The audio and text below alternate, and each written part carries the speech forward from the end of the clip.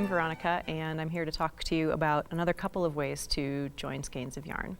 The first one we're going to do is overlapping, which is another good way to join yarn if you've had a knot in your skein or if you just need to get started with a new skein of yarn that's the same color. What we're going to do is knit the old end of the yarn together with the new yarn for a short stretch in our project. We won't be joining the yarn together physically, we're just going to overlap the ends and the knitting itself will hold the join together. Some benefits of this method are that you don't need any special tools and you don't have to weave in any ends when you're done, but it can add bulk. So I prefer this join for textured projects or plain knitting, projects made with wool.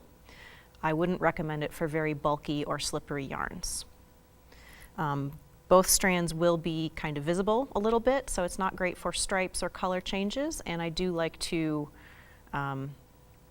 put this join somewhere if you're knitting a garment, like an underarm area, so that you can't see it. So now I'm going to show you how to do this. I have a knot in my yarn, and so first I'm going to go ahead and cut the knot out. We don't need that. And I have my old yarn and my new yarn. I'm going to start knitting a couple stitches with my old yarn.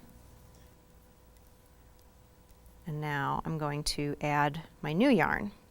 I'm just going to hold those two strands together. Kind of have it held on the back here. And so I'm knitting with both strands at the same time until I run out of yarn. I've overlapped them for maybe 5 or 6 inches. It kind of depends on your project.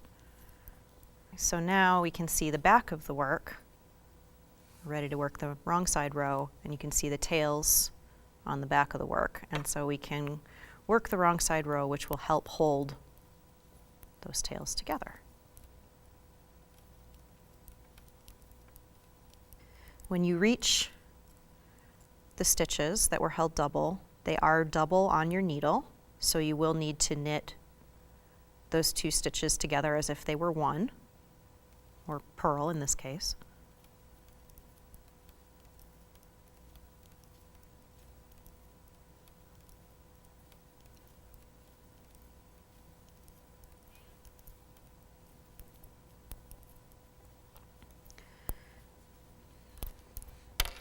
So there are the tails on the back of the project, and when we are all done with the piece, you can just go back and trim those.